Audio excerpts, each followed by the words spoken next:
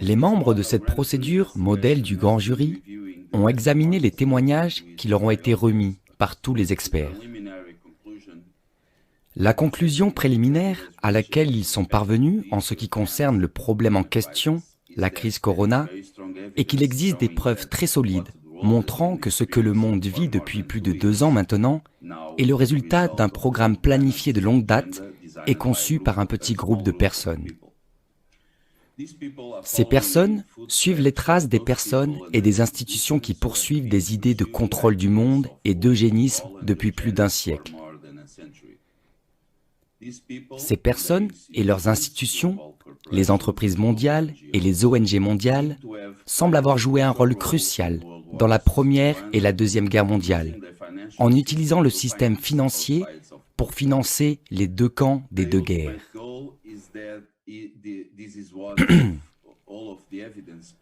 L'objectif ultime, et c'est ce que toutes les preuves indiquent, est de créer un chaos tel que la population mondiale finira par céder aux demandes d'introduction d'un gouvernement mondial unique sous leur contrôle et de la monnaie numérique émise par une banque mondiale unique sous leur contrôle. Les témoignages, dont ceux d'anciens employés et conseillers de l'OMS, montrent, en outre, que ces personnes et institutions utilisent la santé pour accélérer leurs efforts de contrôle de la population mondiale en utilisant l'OMS comme levier. L'OMS est cependant une organisation non démocratique, sans aucun responsable élu démocratiquement, qui n'a de compte à rendre à personne d'autre qu'aux banquiers privés. Le plus influent de ces banquiers est la fondation Bill et Melinda Gates, qui est le principal protagoniste de la campagne en cours visant à injecter la population mondiale entière avec de nouveaux médicaments expérimentaux qui prétendent, à tort, être des vaccins.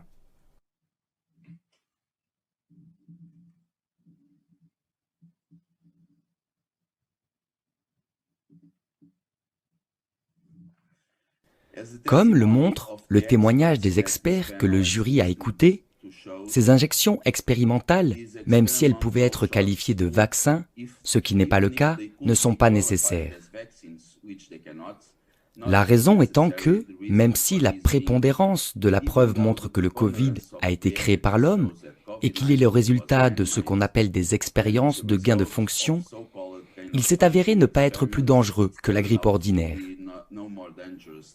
Son taux de survie est de 99,997% et son taux de létalité se situe entre 14 et 15%, soit à peu près le même que celui de la grippe ordinaire. En outre, les injections ne sont pas sûres, mais plutôt extrêmement dangereuses. Au vu des résultats préliminaires de ce modèle d'enquête du grand jury, le jury a décidé d'examiner de plus près les circonstances, outre les pots de vin et les extorsions, qui ont permis aux personnes et aux institutions, qui sont le moteur de la pandémie, d'agir.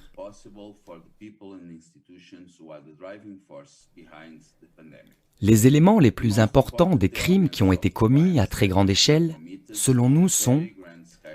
la guerre psychologique qui a été menée sur la population mondiale pour la manipuler afin qu'elle obéisse, les médias qui ont utilisé pour véhiculer un message constant de peur et de panique, et le test PCR qui a été utilisé pour créer artificiellement des cas alors qu'il n'en existait aucun, et qui a été la seule et unique base pour la déclaration d'une urgence de santé publique de portée internationale, dont l'acronyme se prononce PHEIC et qui est, en fin de compte, une fausse urgence médicale assurée par des mesures chroniques, en particulier les injections de substances expérimentales hautement dangereuses à des milliards de personnes.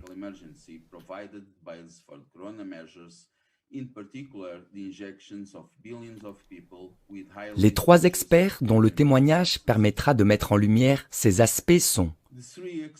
le professeur Matthias Desmet de l'Université de Gand en Belgique, qui est reconnu comme le principal expert mondial de la théorie de la formation de masse telle qu'elle s'applique à la Covid-19. Le professeur Mark Crispin Miller, professeur d'études médiatiques à l'Université de New York, qui est l'une des plus grandes autorités mondiales dans ces domaines, et enfin le professeur Ulrike Kammerer, qui est de l'Université de Goethe, professeur de biologie humaine, d'immunologie et de biologie cellulaire, accompagné du docteur Mike Yeadon.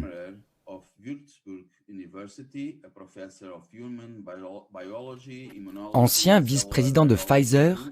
et le docteur Roger Hodkinson, médecin et fabricant de tests PCR du Canada, et l'un des principaux experts en matière de tests PCR. En raison de contraintes de temps, l'audition du professeur Desmet a dû être préenregistrée. Mais le professeur Miller et le professeur Ulrike Kammerer témoigneront en direct devant ce jury. Je donne maintenant la parole au jury. Merci.